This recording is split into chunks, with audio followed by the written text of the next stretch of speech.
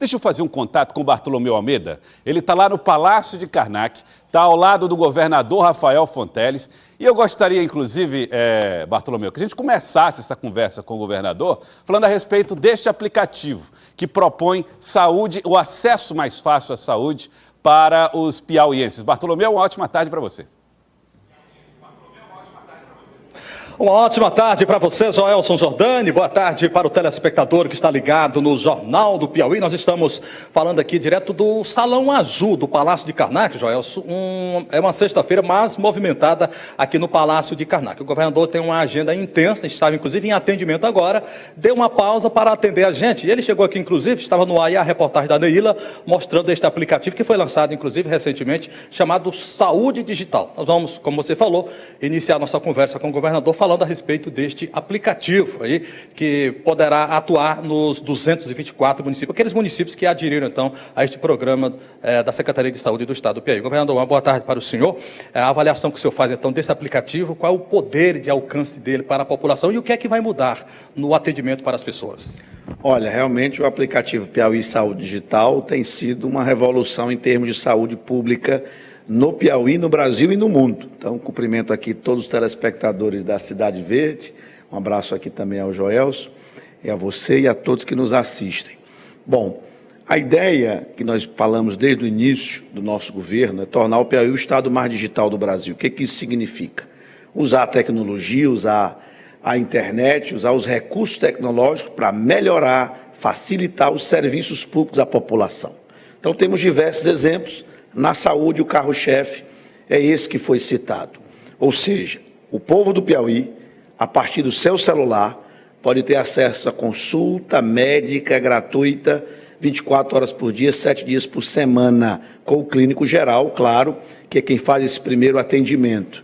E basta baixar esse aplicativo na Play Store ou na Apple Store para exatamente ter acesso a esse serviço. E o impressionante, você recebe a consulta com menos de 20 minutos e já tem um médico atendendo a pessoa que se cadastra e que pede o atendimento médico. Então, veja como isso facilita a vida da população, especialmente aquelas que moram distante dos grandes centros médicos do estado do Piauí.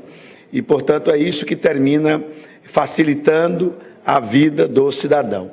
Além disso, 222 municípios aderiram ao programa Piauí Saúde Digital, que permite que essas consultas também aconteçam nas unidades básicas de saúde. E aí, no caso, não é apenas o clínico geral, é o especialista. 12 especialidades de saúde disponíveis em todas as unidades básicas de saúde de 222 municípios do estado. Apenas Teresina e Parnaíba ainda não fizeram essa adesão.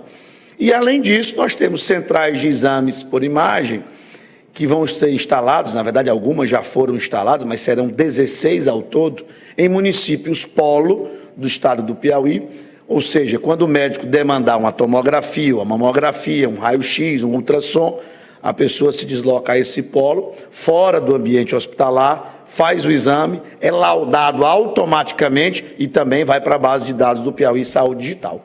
Ou seja, 80% dos problemas de saúde poderão ser resolvidos dessa forma, deixando de lotar os hospitais que vão se ocupar mais dos problemas mais graves, de mais alta complexidade. Então, é dessa forma que a gente está contribuindo para fazer um sistema único de saúde, público, gratuito e de qualidade em todo o estado do Piauí, em cooperação também com os municípios e tudo dentro do arcabouço do Ministério da Saúde, que é quem coloca as diretrizes do que pode funcionar em nome do SUS do Brasil.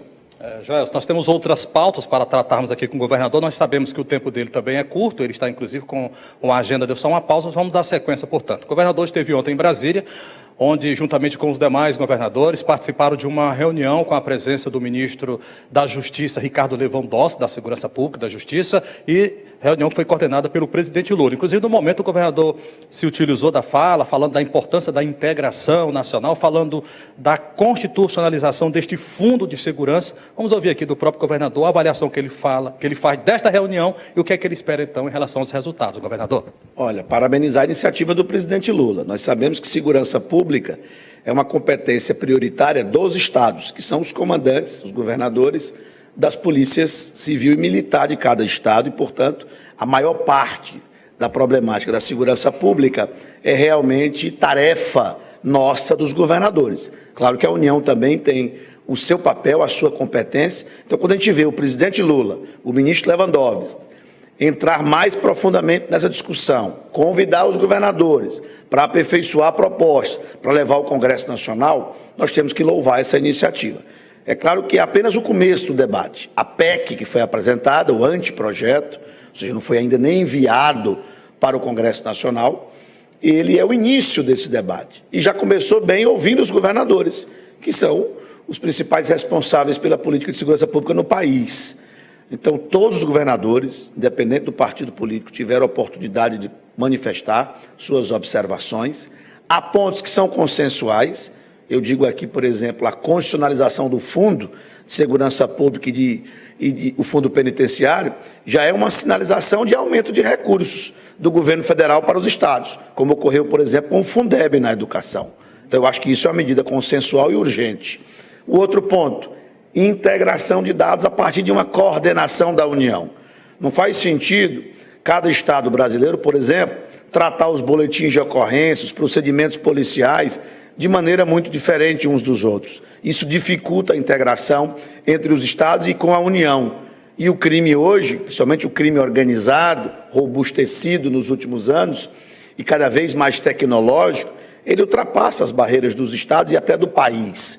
Então, se a gente não tiver integração de dados, nós não teremos a inteligência das polícias cooperando entre si da maneira mais eficiente. Tem outro ponto importante. A parte das competências legais dos entes da federação, de cada polícia, é um tema, obviamente, mais polêmico e certamente só vai ser dirimido no debate público no Congresso Nacional.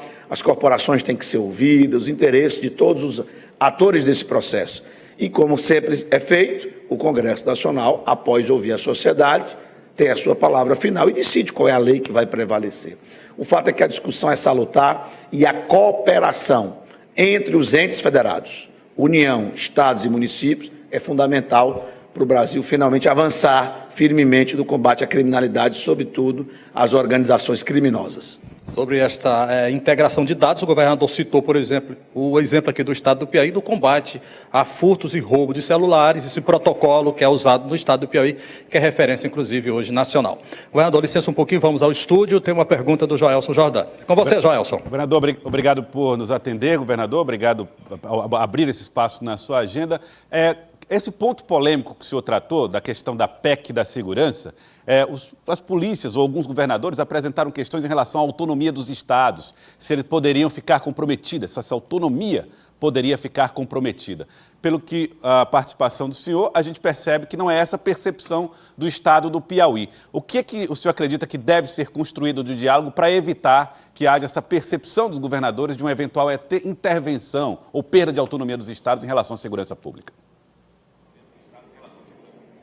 Na verdade, Joel, eu disse que esse ponto carece de mais debate exatamente para dirimir dúvidas sobre eventual ataque ou eventual prejuízo à autonomia dos estados. O que foi dito de maneira muito clara pelo ministro Lewandowski é que isso não está em cogitação. Então, se tiver alguma parte da proposta de texto que pode levar a isso, certamente isso aí vai ser aperfeiçoado.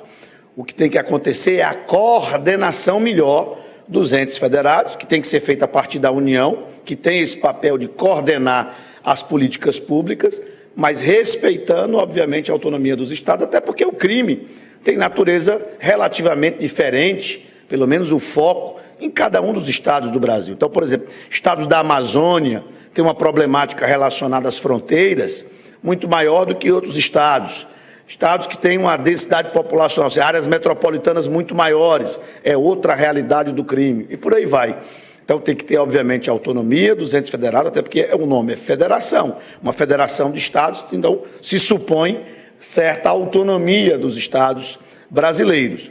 Mas, obviamente, que a União tem que fazer seu papel de coordenação. Então, esse ajuste, esse aperfeiçoamento para calibrar melhor o texto, é o que vai acontecer a partir de agora, nessa discussão que se abriu entre o Ministério da Justiça, o governo federal, do presidente Lula e os governadores de todos os estados do Brasil. Importante frisar que a reunião contou com a participação de governadores de todos os partidos. Ok, então, vamos agradecer, Joelson, o governador Rafael Fonteles, que gentilmente aqui nos atendeu, está em cumprimento de agenda aqui no Palácio de Karnak e abriu espaço para atender o telespectador do Jornal do Piauí. Governador, muito obrigado, uma boa tarde para o senhor e um bom final de semana. Boa tarde a todos os telespectadores e um bom final de semana. Tá bom, então. Volto com você, Joelson Jordani.